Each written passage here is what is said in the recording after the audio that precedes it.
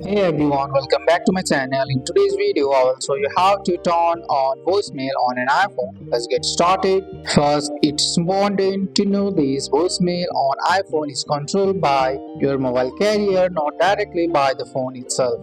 On your iPhone, open the phone app. This is the green app you use to make calls. At the bottom right corner, tap voicemail. If voicemail is turned off or not set up, you will see an option that says setup now. Tap on it. Now create a voicemail password. This is used when you check voicemail from another app. Enter the password and tap down. Next, choose a voicemail greeting. You have two options, default or custom. Select the one, then tap save. Ask someone to call you or call your number from another phone. Let it ring. Your voicemail should turn on automatically. And that's it. You have successfully learned how to turn on voicemail on an iPhone. That's all for today's video, guys. I hope you guys like this video. If you found this video helpful, drop a like, subscribe for more videos. Thanks for watching. See you in the next one.